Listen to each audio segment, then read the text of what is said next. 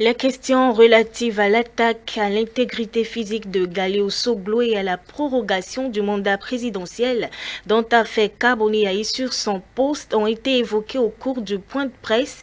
D'après le Conseil des ministres, Alain Orunla, porte-parole du gouvernement, a apporté des clarifications il y a durant. Face à la presse, Ali Orunla, porte-parole du gouvernement, est revenu sur l'affaire de l'agression de Galéo Soglo, candidat à la présidentielle de 2021. Il a réitéré la détermination de l'État à résoudre la situation et à rassurer que le Bénin n'est pas menacé. Une enquête est en cours et que les services de police et les services judiciaires se sont saisis, c'est tout à fait normal, de cette question.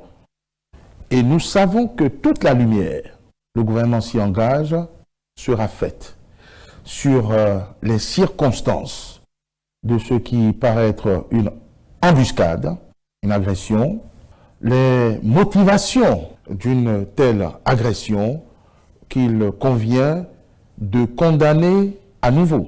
Dans son propos, le ministre martèle qu'il est nécessaire d'obtenir la collaboration de tous les acteurs à cette agression afin qu'il ne subsiste aucune zone d'ombre.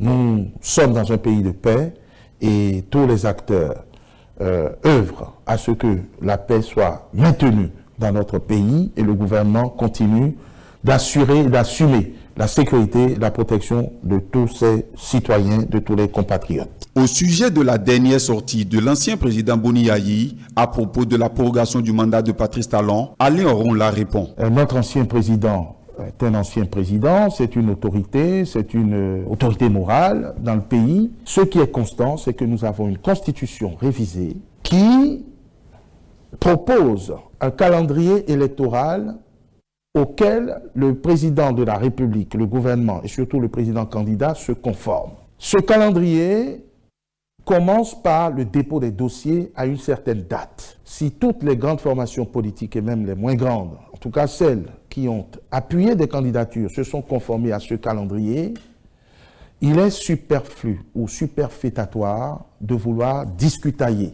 sur les termes d'un mandat qui s'achève ou pas. Il déclare que c'est la Cour constitutionnelle et la Sénat qui représentent les institutions de l'État. Aucune intervention venant d'une quelconque personnalité ne saurait être prise en compte.